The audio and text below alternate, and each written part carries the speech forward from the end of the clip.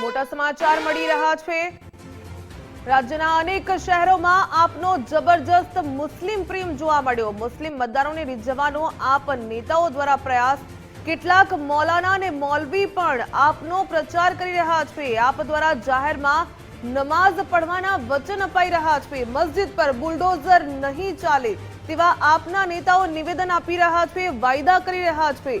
મુસ્લિમ રાજ સ્થપાશે સહિતના અનેક વાયદા આમ આદમી પાર્ટી દ્વારા કરાયા। લઘુમતી સમાજના આપ સમર્થનથી કોંગ્રેસમાં એક તરફે ફફડાટ દેખાયો। કોંગ્રેસ આગેવાનો મત બેંક તૂટતી દેખાતા તેમાં દોડધામ મચી ગઈ। લઘુમતી સમાજના આપ સમર્થનથી બીજેપીને કોઈ નુકસાન નહીં। જો કે લઘુમતી સમાજનું ભાજપ તરફી મતદાન લગભગ આંશિક હોય। આ ચૂંટણીમાં મુસ્લિમ મત મેળવવા આપ વર્સિસ કોંગ્રેસનો ઘાટ સર્જાયો।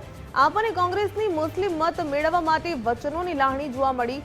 કેટલાક નેતાઓ કહે છે કે હવે શ્રીરામ નહીં અલ્લાહ અકબર કરીશું। રાજકોટ, વડોદરા, ભાવનગર, અમદાવાદ, સુરતમાં અસર જોવા મળી। અલગ અલગ માધ્યમો પર લઘુમતી આગેવાનોના વિડીયો વાયરલ થયા। વિડીયોમાં મુસ્લિમ મતદારોને આપ તરફી મતદાન કરવા માટે અપીલ કરવામાં આવી।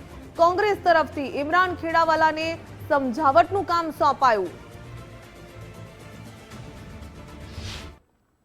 આમ પાર્ટીને જ વોટ આપવાનો છે। આમ આદમી પાર્ટીએ આપણને જુબાની આપી છે કે તે આપણને રસ્તા પર નમાઝ પઢવાની પરવાનગી આપશે, તે અસાનધારાને ખતમ કરશે।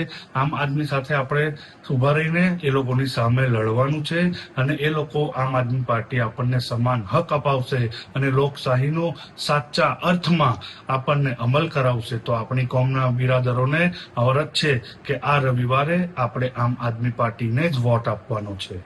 और ये नमाज के ताल्लुक से कि आम आदमी पार्टी ने कहा है कि ये जो नमाज के ताल्लुक से जो मसले होते हैं, अगर हमारी सरकार बनी तो हम किसी भी जगह पर नमाज पढ़ने से किसी को नहीं रोकेंगे।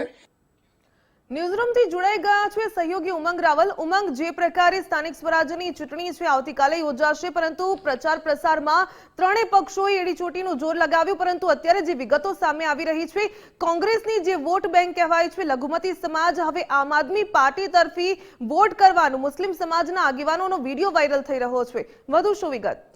બિલકુલ, તમે જુઓ કે આમ આદમી પાર્ટી છે પોતે સરકાર ન બનાવી શકે તેવી હાલતમાં છે, પરંતુ વિપક્ષમાં મજબૂતાઈથી બેસવા માટે કોંગ્રેસને ક્યાંક પૂરી કરવા મથી રહ્યું છે। કોંગ્રેસના મહત્તમ મત ગણાતા એટલે કે મુસ્લિમ સમાજ લઘુમતી અને લઘુમતીમાંથી આવતા જે લોકો છે એમને રિઝર્વ માટે આમ આદમી પાર્ટી જે છે અમદાવાદ, ભાવનગર, સુરત ઠેર ઠેર જગ્યાએ જે પ્રચાર થઈ રહ્યો છે લઘુમતી વિસ્તારમાં, તેમને એવા ઠાલા વચનો આપી રહી છે કે જો આમ આદમી પાર્ટી છે ચૂંટાઈને આવશે તો ખુલ્લાની અંદર એટલે રસ્તા ઉપર અથવા તો કોઈ પણ જગ્યાએ નમાઝ છે એ અમે પઢવા દઈશું, સાથે સાથે મસ્જિદ હશે તો એના ઉપર બુલડોઝર નહીં ફરે। પરંતુ એ વાત ટાંકવી જરૂરી છે, જે પણ દબાણો તૂટ્યા છે ગેરકાયદેસર હતા એટલે એના માટે એને તોડવામાં આવે છે, પરંતુ ઠાલા વચનો છાવી રહી છે।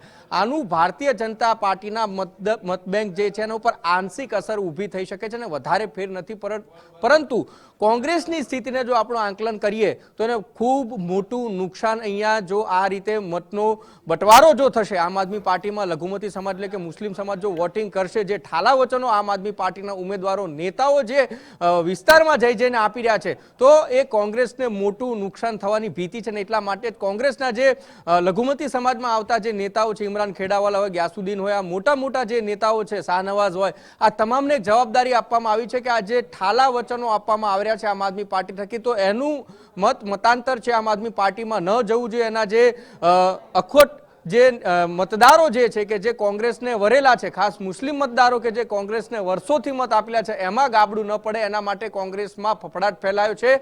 મોટા નેતાઓને છે તેમણે કામે લગાડી દીધા છે।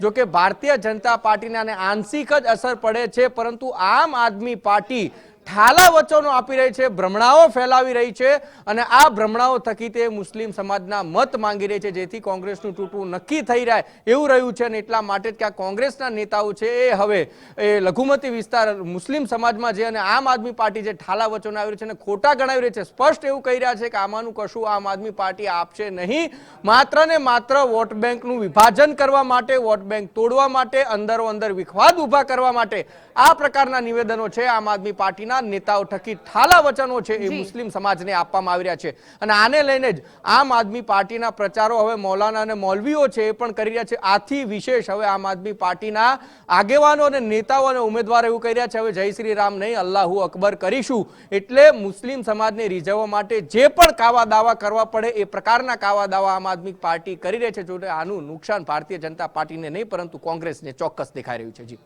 જી ઉમંગ, ધન્યવાદ તમામ જાણકારી સાથે જોડાવા બદલ.